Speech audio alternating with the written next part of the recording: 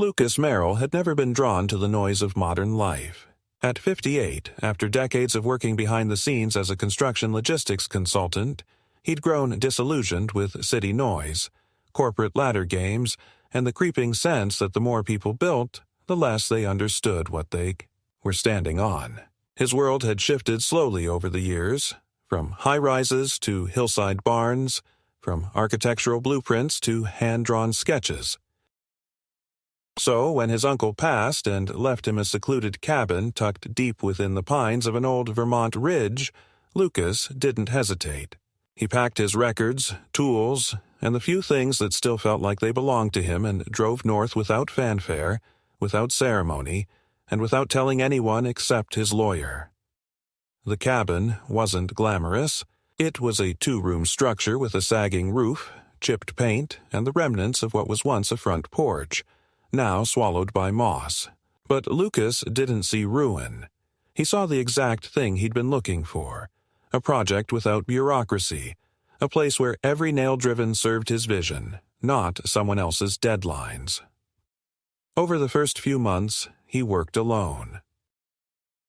He replaced the roofing beams, installed proper drainage, and built a raised platform that overlooked the tree line and the lake beyond. It wasn't a porch, not quite, not yet. It was something more intentional. He called it the deck. To him, it was a symbol of clean work, hand-picked reclaimed wood, reinforced joints, flush-mounted fixtures.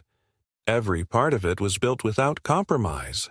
There were no permits to fight for, no inspectors to dodge, just weather, patience, and the satisfaction of doing something right. But a man's peace doesn't always pay his bills. While Lucas wasn't desperate, the cost of rebuilding the cabin, combined with his regular legal retainer and rising property taxes, demanded income. He didn't want to rent the cabin or turn it into a retreat for over-sanitized tourists. He wanted to maintain it as a home. That's why, when a private transport company, licensed under a federal corrections contract, approached him about leasing a portion of his lower lot as a temporary pull-off zone for their drivers to rest between shifts, he said yes. It wasn't a prison or a holding site. It was a logistics waypoint, 100 yards downhill from his property's heart. The drivers would be gone in a few hours, and they were legally barred from leaving their vehicles with inmates inside. For Lucas, the decision was pragmatic, boring, and entirely within legal bounds. He sent the details to his attorney, confirmed the zoning, and drafted a temporary usage contract. No one had to like it. Only the law had to allow it. And it did. Still, the unease came fast. It wasn't the drivers. They were professional, quiet, and followed protocol. It wasn't the vehicles. They were clean, unmarked, and didn't linger. It was the neighbors, or more precisely, one neighbor, Karen Driscoll. Late 60s, recently widowed, and aggressively involved in every local committee that hadn't asked for her. She introduced herself on Lucas's second week with a lemon pie and a long list of opinions. He remembered her calling the wind chimes he'd hung visually chaotic. She stood too close, smiled without blinking, and asked if the cabin had good resale value. "Just curious, with the road-widening project we're proposing." Lucas gave. Her polite answers offered coffee and hoped that would be the end of it. But it wasn't. Karen lived one ridge down, in a larger home with a perfectly white fence and a manicured gravel-circled driveway. From her second-story window she could see a glimpse of the cabin's east side, and apparently that was enough. Within a week of Lucas's agreement with the transport company, Karen had begun asking questions. She asked if Lucas had informed the area council, though no such council legally oversaw independent land plots. She asked if there would be shackles involved. She said things like, "Some of us came here for safety, not to live near federal passengers." Lucas didn't explain.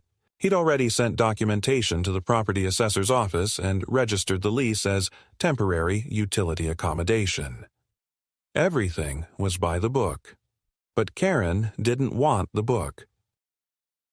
She wanted quiet, perfect suburbia in the middle of the forest. Lucas wasn't a fool. He knew how these things started. It was never loud at first. It was passive. A neighbor asking leading questions at a community potluck, a few flyers about public safety being passed around under the door, someone on a walk taking photos of your driveway and pretending it was innocent curiosity. He kept to himself, didn't retaliate, didn't escalate. He figured it would pass. It didn't. The first real warning came not from Karen, but from the general store clerk down in town. "Hey, you renting to a transport outfit?" he asked, scanning Lucas's supplies without looking up. Lucas didn't deny it. The man nodded. "Karen's been in twice this week." Talking about lawsuits, citizen votes, revoking permits. "Thing is, folks around here don't know the law, just their lawn." Lucas didn't respond. He didn't have to. He knew the game. What he didn't know, what he couldn't have predicted, was that someone would act. It happened 3 weeks after the first vehicle made a stop. Lucas had gone into town for lumber. When he returned that evening, the air felt wrong. He noticed it before he saw anything. The absence of creaking wood, the strange quiet at the top of the ridge. Then he turned the corner, and the deck was gone. Not vandalized, not collapsed, gone. Every board, every bracket, every support beam, stripped down to the base foundation, the screws neatly discarded into a nearby box. Left in their place was a hand-lettered sign, stapled to a fence post. It read, "Reclaimed in the name of neighborhood safety. Consider this a correction." Lucas stood there, staring at the empty scar on the hillside where his deck had been. No chainsaw sounds, no truck tracks, no debris. Just clean absence like it had been surgically removed. For a long moment, he didn't move. He didn't swear or yell. He didn't take pictures or call the sheriff. He just stood in silence, absorbing it, letting the enormity of what had been done settle into his chest. When he finally went inside, he sat down at the table, opened his ledger, and made a note. He didn't write destroyed or stolen. He wrote erased, because that's what it felt like. Not a crime of passion, but of ideology. A message sent not through confrontation, but through subtraction. Someone had decided his presence was unacceptable, and so they removed the most visible piece of it. They did it in daylight or with help. They did it with confidence, and they left no doubt about their intent. Lucas wasn't a man who ran to cameras or wrote angry letters. He believed in consequences that mattered, and as he poured a cup of coffee and turned to look out the window at the now empty hillside, he made a choice. Not to fight back in kind, but to respond with the one thing that had always made him dangerous in business. He would make it legally. Impossible for them to ignore what they had done. Because someone had declared war on a quiet man in the woods. And they'd done it, thinking he would stay quiet. They'd made a mistake. Lucas Merrill was not the kind of man who panicked. Even as he stood over the gouged footprint where his deck once stood, he remained eerily still. He took note of details others might have missed. The absence of tool markings on the wood that remained, the tidiness of the operation, the careful disposal of leftover screws, the strange fact that even the support footing caps had been removed. Cleanly. There was no evidence of reckless behavior here, no splintered boards or half-sawed beams, no mess that indicated a hasty or angry job. Whoever had done this had been prepared. They'd come with the right tools. They knew exactly what they wanted to dismantle, and they left behind nothing but silence. That silence, more than anything, rattled Lucas. It told him this wasn't vandalism. This was a warning disguised as order. Someone had erased the deck as a gesture, one meant to provoke a reaction. Lucas didn't call the police that day, not because he didn't take it seriously, but because he already knew how the conversation would go. He could picture the bored dispatcher on the other end, asking whether there had been forced entry, whether anything had been stolen from inside the home. When he'd say no, that it was the deck, she'd probably pause, not quite understanding. Then she'd say something vague about civil property disputes and tell him to file a report online. Lucas didn't need a digital paper trail that led nowhere. He needed to understand who had taken something that didn't belong to them and how they felt so emboldened to do it in broad daylight. His first step was practical. He drove down to the local land office the next morning and requested a parcel map and the current zoning certificate for his property. The clerk, a young man with earbuds in one ear and sunburn across his nose, printed them off without much fuss. Lucas cross-referenced the map with the blueprints of his renovations. Nothing had changed. His cabin remained outside any incorporated boundary. No new covenants, no reassignment of jurisdiction. His land was still his land. That ruled out any legitimate municipal order. Whatever had happened, it hadn't come from the county. Back at home, Lucas inspected the sign again. The message was written in black permanent marker, each letter deliberately spaced, as if whoever wrote it wanted it to be legible even from a distance. Reclaimed in the name of neighborhood safety. It sounded like the mission statement of a vigilante homeowners assembly, except Lucas had no record of ever joining one, nor had any documents been sent informing him of one forming. Still, something about the phrasing scratched at his memory. He went inside, pulled out the folder where he kept every piece of mail he'd received about local initiatives and community notices since moving in. Tucked between tax correspondence and county announcements was a glossy pamphlet he'd barely glanced at weeks ago. Community Oversight and Environmental Safety Proposal, it read. No logos, no official agency seals, just a group name and a list of vague bullet points about visual harmony, reduced disturbance, and collective residential dignity. He flipped it over. At the bottom was a website address, written in italics with no contact number. Lucas typed the URL into his laptop, and the page that loaded looked more like a campaign ad than an official service. No names, no board members, no meeting schedules, just phrases like protect our ridge, stop undermining property values, and restore the integrity of the forest perimeter. The language wasn't legal, it was emotional. And that told Lucas everything. This wasn't about code enforcement. It was about fear masquerading as policy. He recognized the signs. He'd worked long enough in development to know that when people felt powerless, they built committees.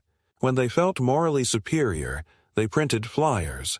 And when they felt threatened, they found ways to make the threat disappear. His deck wasn't a violation. It was a symbol. A visual reminder that someone like Lucas, a man who didn't attend local picnics, who leased a portion of his land to a company they didn't approve of, who didn't fold into the rhythm of the ridge, was too close for comfort. Lucas wasn't alone in that assumption. That afternoon, as he was unloading a delivery of fencing materials he'd ordered a week prior, a beat-up SUV pulled into his driveway. It was Jim Pollard, a local surveyor and one of the few people Lucas had spoken to regularly since moving in. Jim stepped out slowly, boots dusty, clipboard in hand. "Heard about the deck," he said. His voice was low, eyes scanning the hillside like he was trying to spot ghosts. Lucas didn't ask how he knew. He just waited. Jim rubbed his neck. "Look, I can't say anything on the record, but some of the folks in the Lower East Loop, they've been meeting informally. Not through the county. They're trying to beautify the zone, whatever that means. They think your setup with the transport company's going to tank their long-term development plans." Lucas frowned. "What plans?" Jim hesitated. "Unofficial, but Karen's been talking to a private developer out of state. Word is they want to pitch a lodge project down the road. Big money if they get the land piece together. Your spot, well, it cuts through the Lakeview corridor they're banking on." Lucas stared at him. "So they just took the deck?" Jim looked uncomfortable. "Karen's framing it as a community reclamation. Says it was a non-compliant addition, built without consent of the oversight group." "There is no oversight group," Lucas said. Not legally, no. But they've got enough names on paper to make it look like something. You know how these things go. Public pressure, peer votes. Nobody wants to fight it in court. Lucas didn't respond. He didn't need to. The situation had crystallized. That evening, Lucas sat down at his desk and wrote 3 letters. One was to his attorney, detailing the situation and requesting a review of any legal exposure he might have if he pursued restitution. The second was addressed to the State Licensing Board for Private Development Initiatives, requesting a disclosure of any filed interest in land within his region. And the third was to the company leasing the lower lot, advising them to temporarily suspend operations until the matter was clarified. He didn't want the drivers caught in the crossfire of an undeclared turf war. He wasn't just protecting himself, he was positioning himself.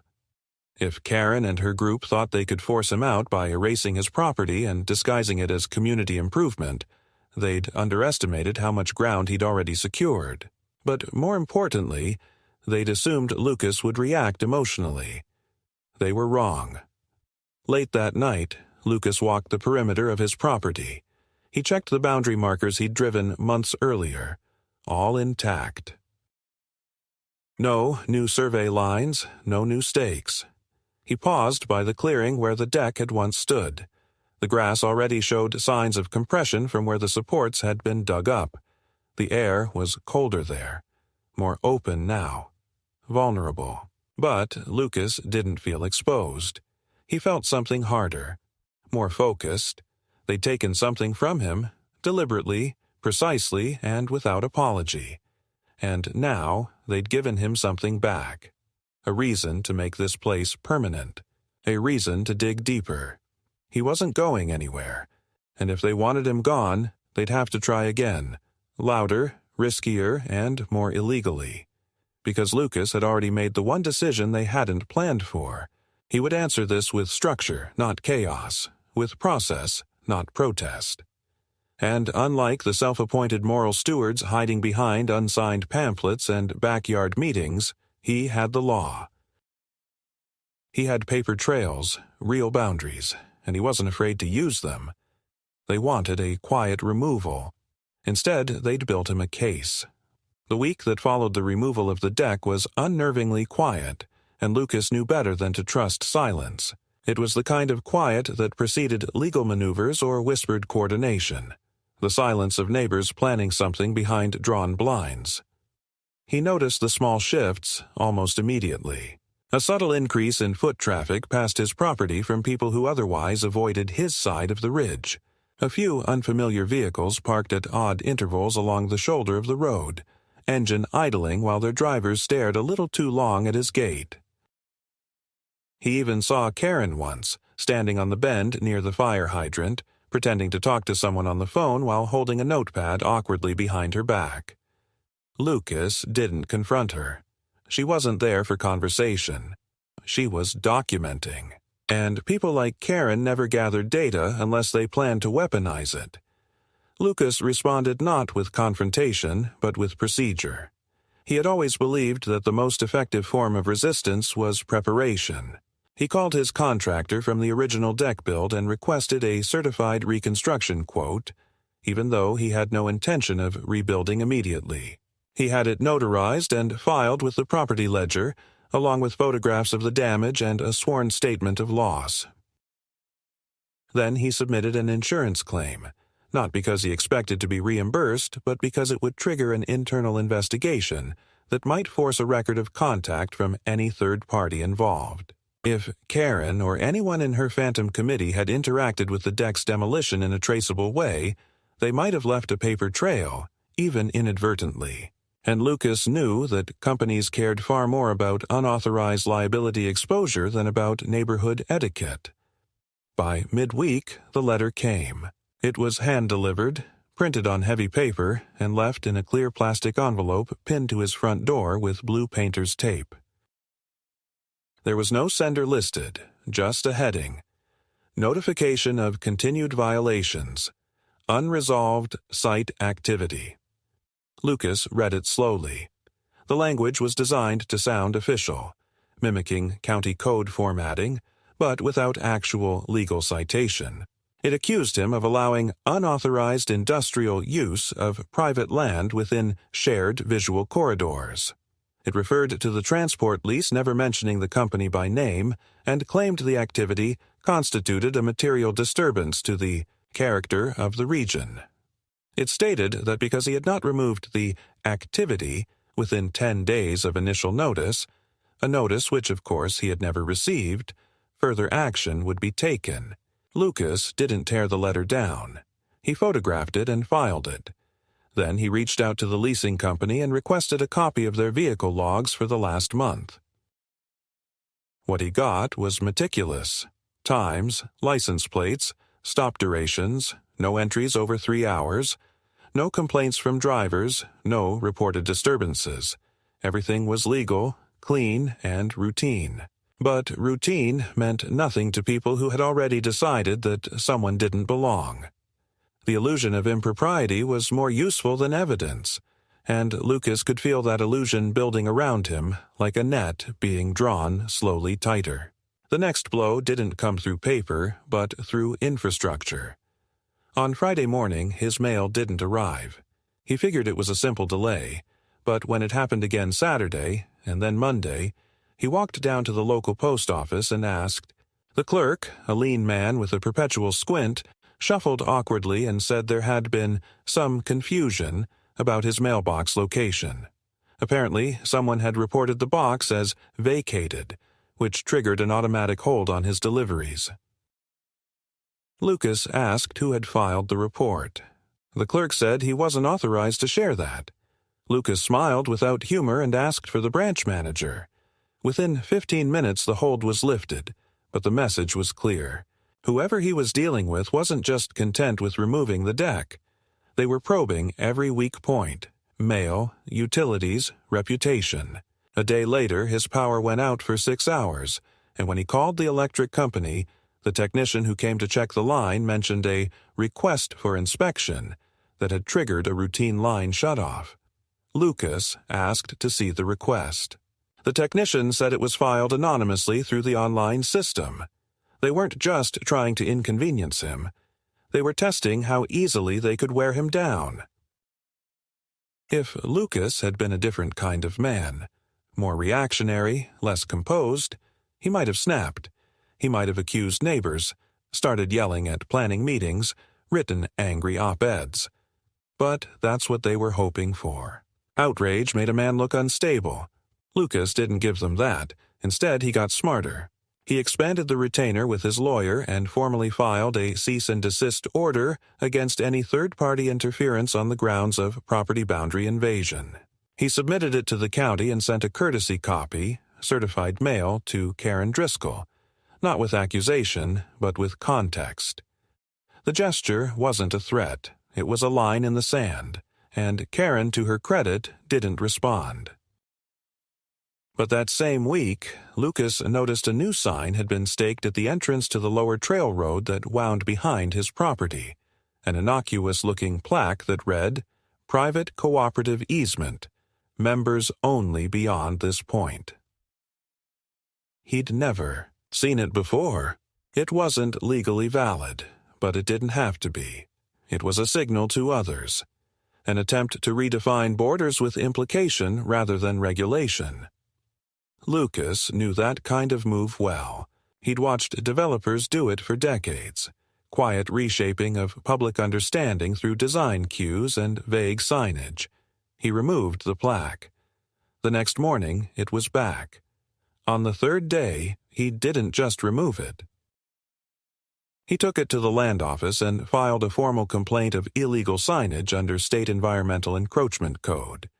It was a narrow clause, usually reserved for unlicensed advertisements on protected paths, but it was enforceable. And Lucas had no interest in responding to psychological warfare with equivalent pettiness. He wanted paper. He wanted records, because records built cases, and cases won courts. But the pressure intensified. One evening, while returning from town, Lucas found a drone hovering above his driveway. It hovered in place, buzzed slightly, and then zipped away once he stepped out of his truck. The next day, two strangers he didn't recognize walked down the public path near the east edge of his property, pretending to take bird photos while whispering into their collars. Lucas didn't approach them. He didn't even acknowledge them. But he took pictures from inside the cabin, logged the timestamp, and forwarded the footage to his lawyer. Harassment didn't have to be loud to be prosecutable. Sometimes it just had to be persistent. By the end of the week, Lucas knew this was more than neighborly nuisance. It was orchestrated. Not professional in the way corporate pressure was, but organized in the sense of a community acting under a shared, unspoken agenda. Someone had convinced them that Lucas's presence was a threat, not because of what he did, but because of what he represented. Independence, refusal to conform. A man who didn't seek approval from group consensus before acting. What they didn't realize was that Lucas had no interest in escalation. He didn't need to win a public argument. He needed only to build a foundation strong enough to resist pressure. And that's exactly what he was doing. One filing, one log, one quiet affidavit at a time. They were playing on emotion. He was playing with structure, and structure always lasted longer than fear. What Karen and her supporters hadn't yet grasped was this. They'd moved first, but they'd done so without securing the ground they stood on. And Lucas, with his slow movements and his watchful eyes, was now working piece by piece to pull that ground out from beneath them. Not through rage, through process, through resolve, and through the certainty that the one mistake his opponents had made was assuming they were the only ones willing to fight for permanence. Lucas Merrill had always believed that timing was everything. A misplaced reaction too early or a decision made too late could unravel the most stable of plans, and the situation at the cabin had reached a point where acting out of rhythm would give his opponents the narrative they were hungry for. So he waited, not passively, but deliberately, allowing the opposition to overextend themselves while he consolidated control over his side of the board. His lawyer, a meticulous woman named Danielle Kerrigan, had already begun assembling the foundation of a civil action. She wasn't flashy or idealistic. She was a realist, the kind of attorney who didn't deal in hypotheticals or courtroom drama, only in evidence and inevitable consequences. Her early feedback had been concise. You don't need to win headlines. You need to win documentation. Danielle had quietly filed an incident report regarding the unauthorized removal of the deck, paired with formal discovery motions sent to the local committee that Karen Driscoll and her ad hoc group appeared to be operating through. Lucas knew they wouldn't respond, at least not directly. Their strategy was guerrilla in nature: create confusion, exploit ambiguity, act through implication and withdrawal. It wasn't designed to stand up to legal scrutiny. It was designed to outlast the patience of anyone willing to fight back. But Lucas had no intention of retreating, and Danielle was good at making invisible things appear under pressure. A week after the signage incident, Danielle secured a subpoena for internal communications between several individuals on record as participants in the neighborhood oversight effort. It was a stretch, but Lucas had documented enough coordinated. Pressure tactics, false service requests, coordinated complaints to utility providers, surveillance activity, that the court agreed there was reasonable basis to proceed. Within days, one of the members folded.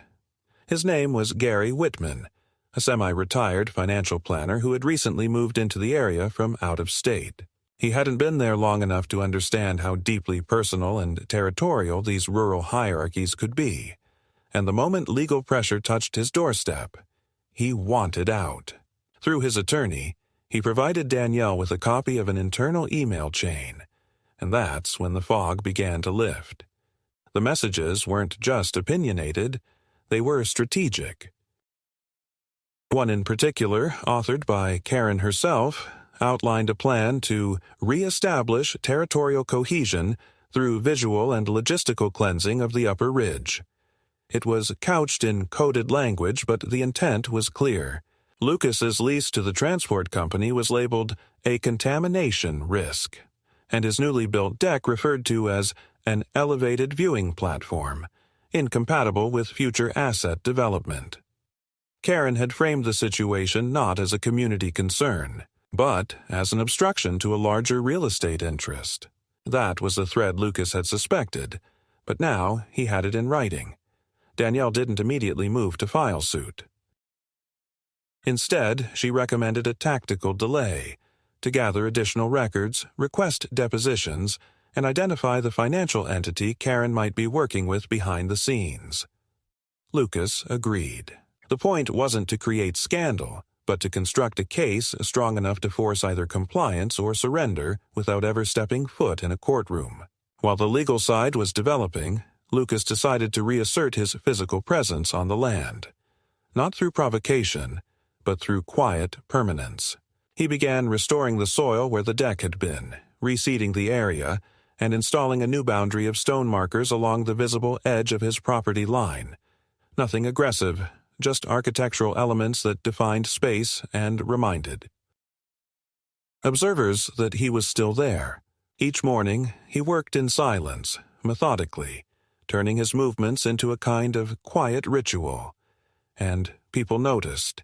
He saw the shift, subtle but real.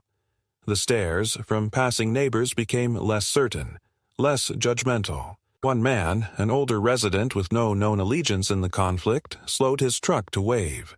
It wasn't an endorsement, but it wasn't contempt either. It was acknowledgement. At the same time, Lucas received a message from the leasing company.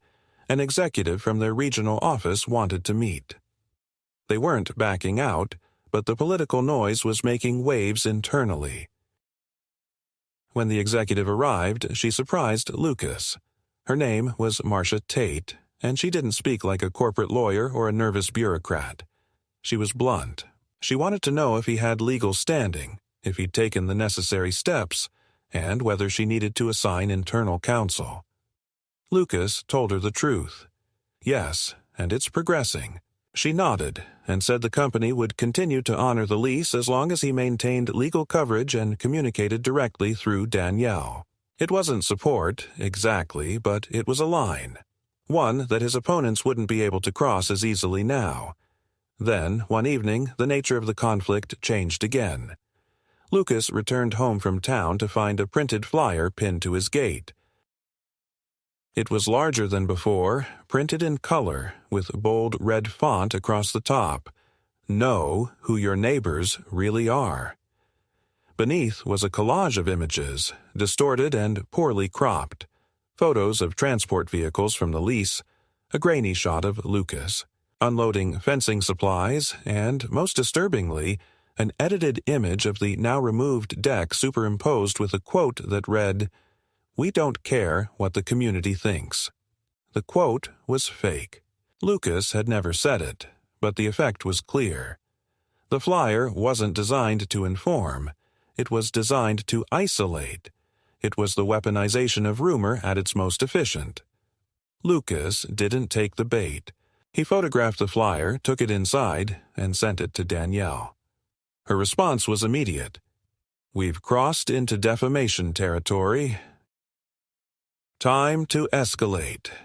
The midpoint of the battle had arrived, and Lucas understood that the next phase wouldn't be about covert signals or passive barriers. His opponents had moved from legal gray zones to public antagonism, and that meant they were either confident or desperate. Either way, it was a sign of imbalance, and, in his experience, imbalance led to mistakes. The strength of Lucas's position now lay in his patience. He had not overreacted. He had not accused without proof. Everything he had done, from filing documentation to mapping his property to contacting officials, had been above board, measurable, and recorded. He didn't need to shout. He just needed to wait long enough for the noise around him to implode under its own weight. And with Danielle building her case, the company reaffirming its presence, and now a defamation claim in play, Lucas no longer had to question whether he was doing the right thing. His opponents, once hidden behind committee language and euphemisms, were now taking real risks. And that meant the momentum had begun to shift. The rain came without warning. a slow, soaking kind of weather that seeped into everything and made the trees along the ridge look like they were weeping. Lucas Merrill stood by the window of his cabin, his eyes tracing the movement of water as it rolled down the glass. The flyer that had been stapled to his gate 2 nights earlier now lay on his desk, sealed in a transparent evidence bag, and Danielle had already forwarded it to a defamation specialist. But even as the legal process advanced with its usual measured efficiency, Lucas knew the game had changed. It wasn't just about property anymore, or zoning, or the lease. It had turned personal. The flyer, the anonymous complaints, the sudden vanishing of his deck, they weren't isolated acts. They were part of a coordinated campaign, one with intent and structure and now, unmistakably, escalation. 3 days after the flyer appeared, Lucas awoke to find the gravel road leading to his property coated in mud, thick and deliberately rutted. At first he thought it was runoff from the storm, but the gouges in the ground were too precise, the churned-up tracks too methodical. Someone had driven a heavy vehicle over the path repeatedly, digging into the earth, creating deep trenches that made the road nearly impassable. He checked the trail cameras he'd installed weeks ago, one near the lower driveway, the other mounted inconspicuously to a tree at the property's eastern edge. The eastern camera showed nothing. But the footage from the lower drive captured exactly what he expected. A yellow flatbed truck, its plates obscured, rolling back and forth over the road at 2:47 a.m. Its lights off, the cab windows tinted too dark to make out the driver. It wasn't just harassment. It was targeted sabotage. Lucas sent the footage to Danielle, along with a time-stamped map of the damage and a formal complaint drafted for the County Road Services Department. She responded with 2 words: pattern established. That was the threshold she'd been waiting for. Repeat behavior with evidence. It meant they could now frame the opposition's actions as part of a sustained, malicious effort to interfere with the enjoyment and function of legally owned property. With the previous incidents already filed, destruction of the deck, defamation, obstruction of mail and utilities, the road sabotage was the final stroke needed to shift the legal narrative from dispute to persecution. But legal traction took time, and time was something the people behind the attacks believed Lucas didn't have. That same week, the regional office of the leasing company notified Lucas that another complaint had been filed by residents. This time, it wasn't about the vehicles, it was about visible detainee presence, which, as Marcia Tate confirmed with no small amount of irritation, was a fabricated claim. The transport drivers weren't allowed to open their doors while on private land, and no one had exited a vehicle, let alone stepped near the community's view. But lies, repeated enough, had a way of reshaping public perception. Lucas asked Marcia what the company planned to do. Her reply was blunt. There was pressure from the legal department to suspend all rural leases until a new risk protocol could be established. She said she had 2 weeks to make a decision, and unless something changed, the lease would be terminated without prejudice. That meant no fault, no liability, and no compensation. Lucas thanked her and hung up. Then he walked out to the field below the ridge where the transport vehicles had once parked and stood in silence, feeling the heavy sky press down around him. They were trying to starve him out, not by attacking him directly, but by systematically removing every support he'd established. Cut the lease, undermine access, turn perception against him. And when he finally had nothing left, they expected him to pack up and leave, quietly, like a bad idea that never took hold. That evening, Lucas made his decision. He didn't consult Danielle. He didn't ask permission. He called a man named Aaron Boone, a fire mitigation specialist he'd worked with on a government contract nearly 20 years earlier. Aaron now ran a Forest Service consultancy with a focus on wildfire access planning and mobile operations staging. Lucas asked if he was still offering short-term leasing for equipment deployment. Aaron hesitated, then said yes, but that the process was bureaucratic. Lucas replied that he was already ahead of that and would have the land classification data sent over within the hour. The next morning, he signed a lease transferring use of the lower lot to Boone's Fire Consultancy for seasonal staging and access reinforcement. The contract was airtight. It had nothing to do with detainees, transport, or federal perception. It was about forest safety, a cause even Karen Driscoll wouldn't dare undermine in public. By Friday, 2 portable storage units arrived, accompanied by 2 service trucks with fire consultancy logos on the side. No personnel. No noise. Just silent, practical presence. Lucas didn't have to say a word. He let the new lease speak for itself. And when a neighbor walked past that evening, slowing just long enough to stare at the trucks, Lucas nodded politely and went back to work, rebuilding the lower path by hand, 1 shovel of gravel at a time. But the reaction was immediate. Within 48 hours, another letter arrived, unsigned but printed in the same stylized format as before. It accused Lucas of weaponizing safety optics to disguise further industrial incursion, and warned that community escalation will mirror your escalation. Danielle called it a bluff. Lucas wasn't so sure. The language had shifted again, from implication to direct threat. And then the drone returned. It hovered higher this time, just out of reach of the tree line, its rotors cutting through the air like a warning blade. Lucas didn't try to knock it down. He didn't move. He just stood beneath it and stared until it blinked twice and retreated into the clouds. The next day, the fencing at the rear corner of his property was cut, not destroyed, but sliced clean through with a blade. No debris, no prints. Just another line crossed, another signal that the rules didn't apply to those enforcing their own doctrine. Lucas documented everything, added it to the log, and sent updated reports to Danielle, who was already drafting a motion for injunctive relief against further interference. The burden of proof was high, but their pile of evidence had grown into a mountain. Still, the threat remained. Karen and her cohort had moved from rumor to action to sabotage, and now they were entering territory where retaliation became instinctual. Lucas refused to give them that satisfaction. Instead, he doubled down. He installed new lighting around the perimeter, subtle, motion-triggered, soft-spectrum LEDs designed not to blind but to alert. He reinforced his trail cameras with battery backups and cloud storage. He hired a third-party surveyor to mark the boundaries again, this time with numbered metal tags, and had the coordinates logged with both the county and the state land registry. He didn't build a wall. He built a record. Then, one morning, something unexpected happened. A man named Elliot Hart, who owned a parcel 2 ridges over and had barely spoken to Lucas in the past year, pulled into the driveway.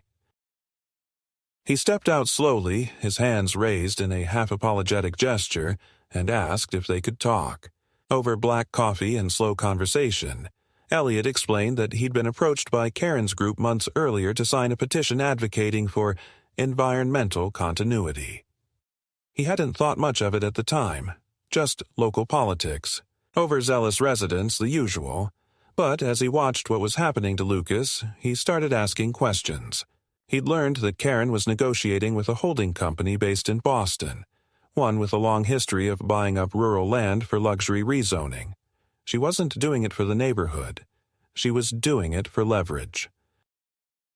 Lucas listened, offered nothing in return, and simply thanked Elliot for coming forward. But the confirmation was important. It meant motive was no longer speculative. It was rooted in economic ambition disguised as public concern. Danielle filed a motion that afternoon, naming the local oversight group as a party of interest in a harassment complaint supported by affidavits, property damage records, and visual evidence. She requested temporary protection against unauthorized surveillance and a cease order against the distribution of defamatory materials. The court date was set 2 weeks out, and still the rain kept falling, steady and unrelenting, as if the land itself was waiting to see which of its claimants would outlast the other. Lucas, for his part, kept working. He didn't rebuild the deck. He didn't replace the fence. He simply maintained day after day, documenting, reinforcing, refusing to disappear. Because the truth was no longer a secret. The lines had been drawn. The stakes had been revealed. And the second escalation wasn't a warning. It was a declaration. This was a siege. And Lucas had decided that he would not be starved out. The night before the hearing, the ridge was unusually still. The storm systems that had haunted the valley for days had finally passed, leaving behind a sharp, crystalline chill in the air and a silence that felt surgical. Lucas stood outside, watching his breath curl into the darkness, his thoughts strangely unburdened. For weeks he had carried the weight of escalating tension, of legal filings and surveillance, of strategic restraint against open provocation. But now, as the moment of confrontation approached, he felt something closer to clarity. Not victory, not yet, but inevitability. Inside, the documents were stacked in order. Danielle's preliminary evidence folders, the subpoenaed emails from Karen's group, signed affidavits from Elliot Hart and one other neighbor who'd come forward anonymously. There was also the footage, edited into a chronological sequence of every incident, every intrusion, every act of passive aggression that had worn away at Lucas's rights. Danielle had organized it into a comprehensive brief that spoke without dramatics, without emotional appeals. Just facts laid bare. And it was those facts that would now be tested in a courtroom, however modest, under the scrutiny of a judge who, according to Danielle, had little patience for theatrics. The hearing began with the usual formalities, and Karen Driscoll arrived dressed in subdued grays, her face composed, as if she were attending a school board meeting rather than a confrontation she had engineered for months. She didn't speak at first. Her counsel, a slow-talking man with a defensive posture, attempted to frame the matter as a misunderstanding, a conflict of aesthetics and values between landholders. He emphasized the volunteer nature of Karen's group, their sincere concern for communal coherence, and suggested that Lucas's lease to the fire consultancy, though legal, had eroded trust. Danielle did not interrupt. She waited until it was her turn, then began methodically presenting evidence without flourish. The illegal demolition of the deck, the coordinated false reports to utility providers, the flyer with defamatory content, the sabotage of the access road, the drone surveillance, the cut fencing.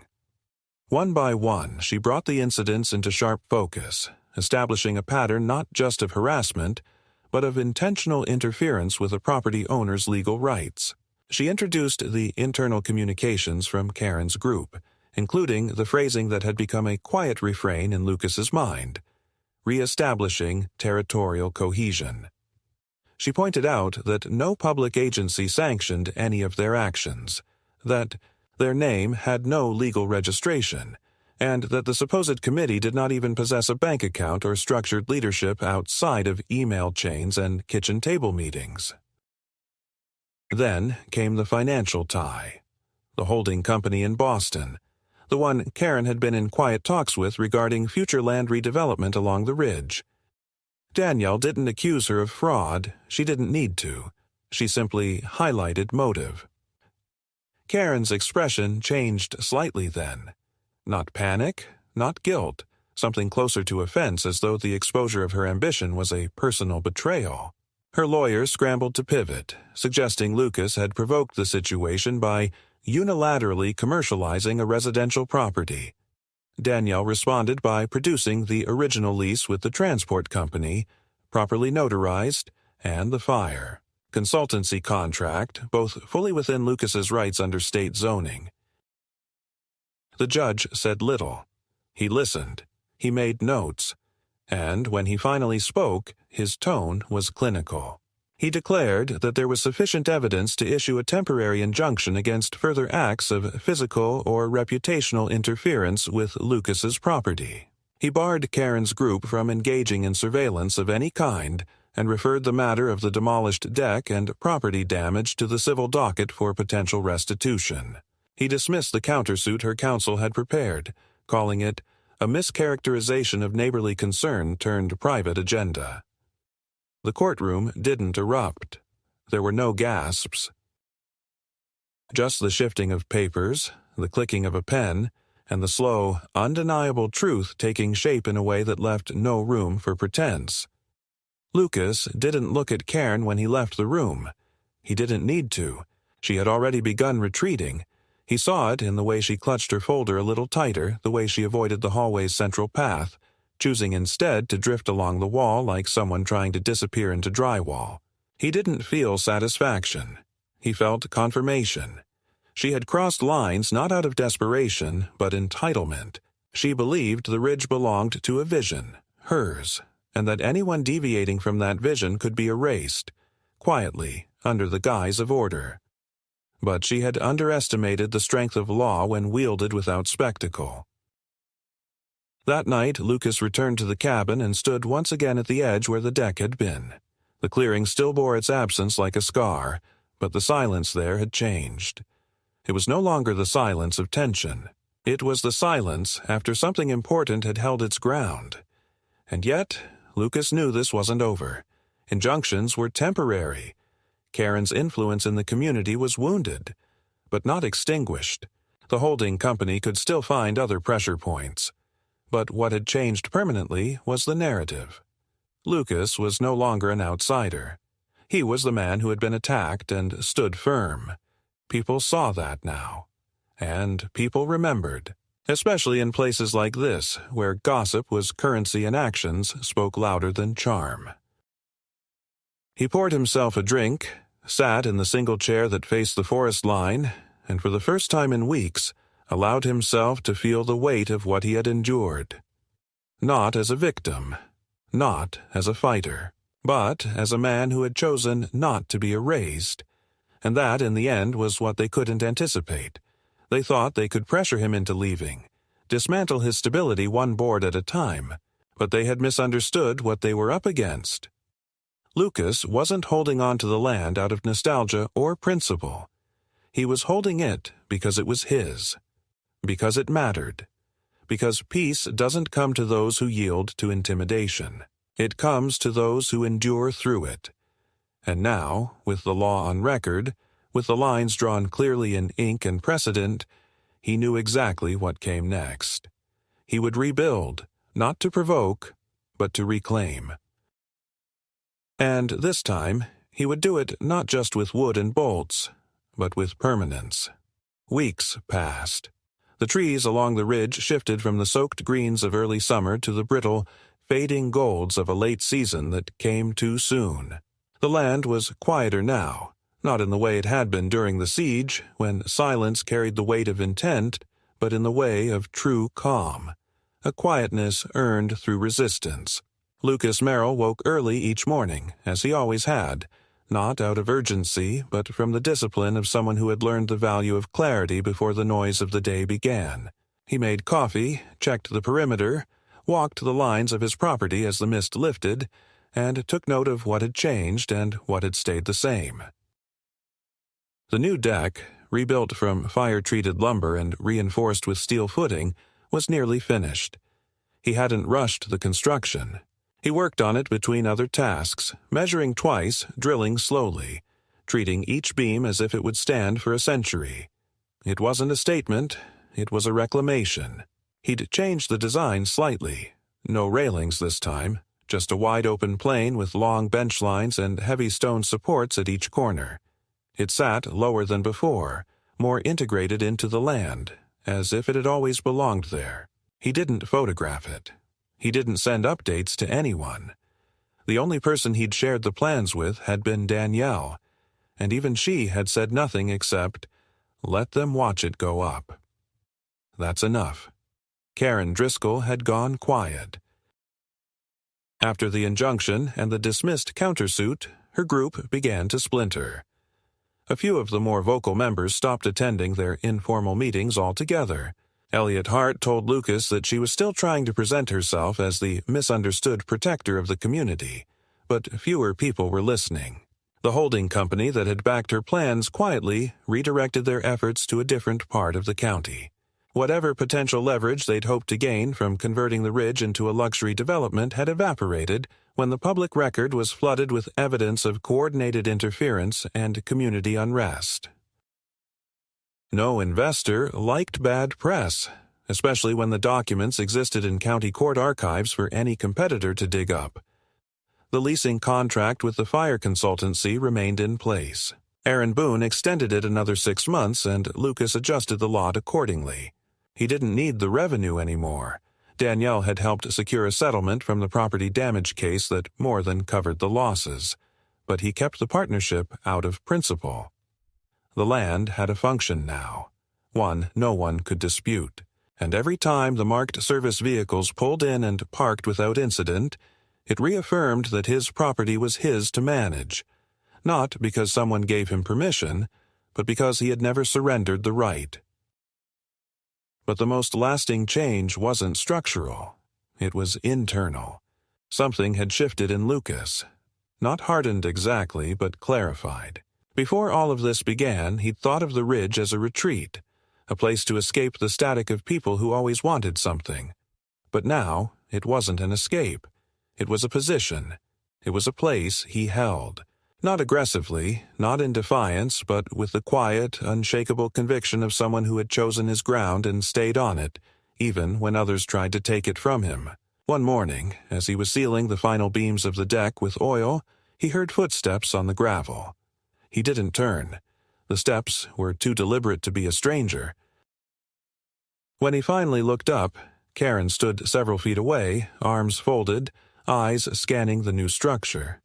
She said nothing for a moment, then looked at him. "It looks good," she said, her voice flat, tired. Lucas didn't respond. She waited, then added, "I suppose it's permanent now." He studied her carefully, watching for the edge, the trap, the suggestion wrapped in false courtesy. But there was none, just resignation. And, maybe in some quiet way, acknowledgement. He nodded once. "It always was," he said.